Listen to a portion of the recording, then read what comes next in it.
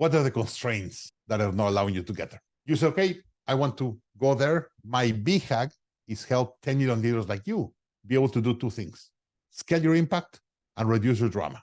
That's it. If I help 10 million of you have more impact and reduce drama, enough is going to hit me back. We're going to be very happy. The company is going to grow. So every time they call us and said, can you help my team do bigger things and reduce drama? We're there. We have to be there. Why?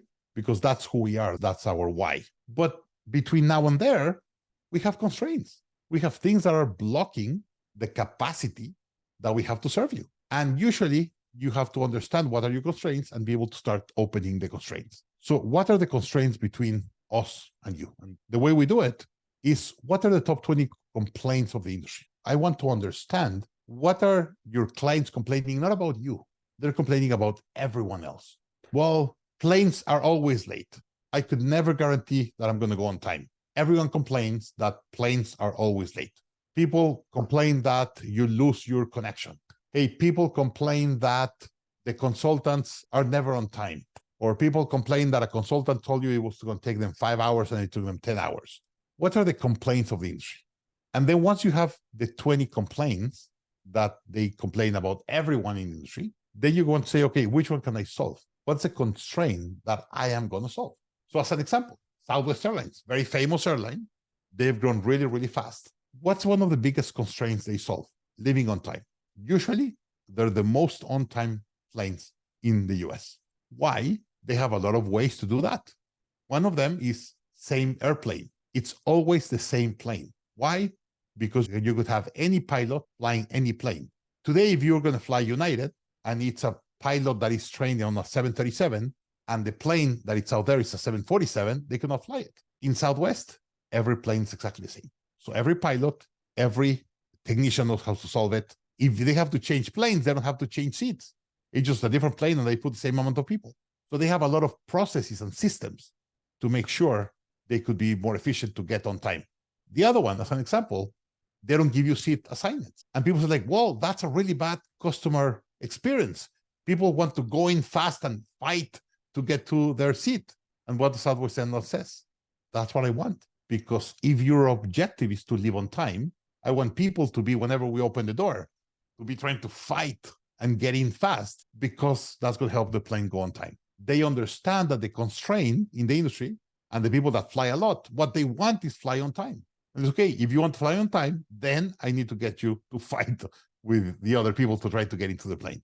And that's going to help me that you're going to be on time. If not, you said, well, the plane departs at 12, I already have a seat. So you go and have dinner and have some drinks. And then sometimes you come late and the plane is late. So for them not to do that. And then you have to choose which ones you're not going to be good at. Southwest Airlines said, hey, one of the bad things about flying Southwest, you're going to have to fight for your seat. And once you have that clear, then it's very easy to decide how you're going to do your business. So once you understand who are you going to serve and you understand what's the job that they want to be on time, then you could identify the constraints in the industry and be able to solve them, to be able to serve them right. Great book about this, Uncommon Service by Frances Fry. Great book. She's an amazing faculty from Harvard. What she teaches in her book is called Uncommon Service. You have to first sometimes understand what you're going to be bad at to then understand what you're going to be good at. And this is a great mindset and tools to really understand from the top 20 complaints, which ones are you going to solve and which ones you're not going to be good at, and you're going to accept that you're not going to be good at them. Great, great book for this. What is your competitive advantage? You said, I'm going to serve this client. This is where I want to go on my bottlenecks. Now I know what I'm going to be good at and what I'm not going to be good at. And based on that, I'm going to be really, really good doing something. So what's your competitive advantage? And why having a competitive advantage is important? People said, hey, Daniel, I want to go to a star, my North Star. And I was, great. What's your rocket and your rocket fuel? Well, I'm going to run really fast. You can never get to a star just running. You need to have a rocket fuel. So if you want to dominate an industry, you have to have something that is unique in the industry for you to be able to get there. If you do everything like your competitors, how are you going to expect different results? So usually when you understand what are the complaints of the industry you're going to fix, you're going to solve, then you're going to say, okay, I'm going to solve that. And this is how I'm going to solve it, right? And that's going to be your competitive advantage in the industry. And by the way, then you're going to name it. So once you know your strategy, you have to name it. What is IKEA name of their strategy? You want to have great design cheap? It's going to be in a box. You're going to have to pick it in a box and you have to assemble it yourself. That's who we are, right?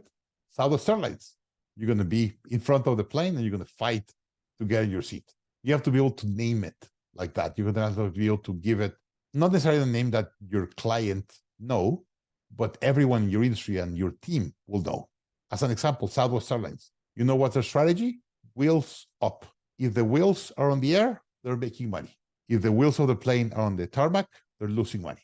Do whatever you need to do to have more % of the day, the wheels on the air. And by the way, the wheels of Southwest Airlines planes, as an average, are 2 hours more than the industry in the air. Way more profitable per plane, right? So you understand what's your advantage, and then you name it. So let me go to this as an example.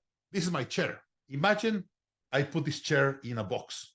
What percentage of the box is air of this chair? If I put this chair in a box like here, what percentage of the box is air? Probably 70%, 60%. The other 30 or 40 is the chair. So IKEA says, we don't transport air, we don't warehouse air. So if you want a chair, it's going to be unassembled in a small box. So we're going to have less cost of transport, less cost of transportation, warehouse, and everything, but you're going to have to assemble it yourself. So what's the strategy? How you name it, you assemble it. That's part of who they are. And that's why they're own the industry. Connecting a little bit of the strategy and the constraint. Vern always tells me, Daniel, where are you going to be in the next 10 to 25 years? What are you going to do this quarter? Everything else in the middle, it's an idea, it's a strategy, but it's not going to get you there. I don't want you to get distracted. I want you to tell me what you're going to do this quarter. What's the constraint, the priority, the focus that you're going to fix this quarter? And indeed, we were talking about this yesterday. Now things are moving so fast that some companies are saying, hey, 12 weeks or 13 weeks of a quarter, it's too long. I'm going to do a sprint of 8 weeks or 10 weeks. And they're trying to figure out how to do more sprints and break the year instead of 4 quarters to do it in 8 quarters or whatever is a shorter time that they could have their team dedicated and focus more in shorter time. And by the way, when you talk about constraints, if you look for theory of constraints, this is the best book to understand constraints. It's called The Goal. And by the way, Vern says, before reading Scaling Up, you have to read The Goal. It's really, really, really, really important strategy. He said, understand where you want to go and what is the constraint you're going to liberate today. And usually, when you go to talk about constraints, you usually have constraints of cost or money, time, and scope or technology, systems, processes, people, whatever, right? Those are usually your constraints. So the typical thing, people said, I want something to be cheap, good, and great service. You can't do that, right? I want great quality, great price, great service. That's not going to happen. If you get high quality, it's going to be high cost, right? If you want great service, it's going to be high cost. So usually you have to understand your strategy in a triangle. And I'll do this to close the conversation. So usually you do a triangle like this. You have price, quality, and service. So where are you going to be? If you said, hey, I'm Southwest Airlines, what's more important? Price is really important. And then service, quality not necessarily. By the way, there's no negotiables that your plane cannot go down, right? That's a no-negotiable. Above from that, then they said, our planes are sometimes older, our seats a little bit older, but you're going to get the best price.